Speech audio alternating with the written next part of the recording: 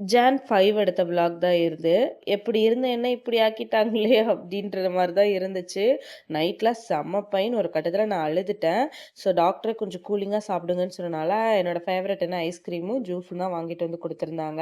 So அன்னைக்கு நைட்ல கொஞ்சம் நான் தூங்காதனால மதியம் கொஞ்சம் தூங்கிட்டேன். அப்புறம் எந்திரிச்சு ஈவினிங் வந்து பார்க்கும்போது, ஹஸ்பண்ட் வந்து ஃபுல்லா வீடெல்லாம் கிளீன் பண்ணி, ஆ மேல டேங்க்லாம் கழுவிட்டு, அதேமாரி கொஞ்சம் லைட்லாம் எரியாம இருந்துச்சு. அது எல்லாத்தையுமே மாத்திட்டாங்க. அண்ட் பாத்ரூம்லயும் கொஞ்சம் பைப் உடைஞ்சிருந்துச்சு. ஸோ அன்னைக்கு எல்லா வேலையுமே பாப்பாவே மேனேஜ் பண்ணிட்டு, எல்லாத்தையுமே பண்ணிட்டாங்க.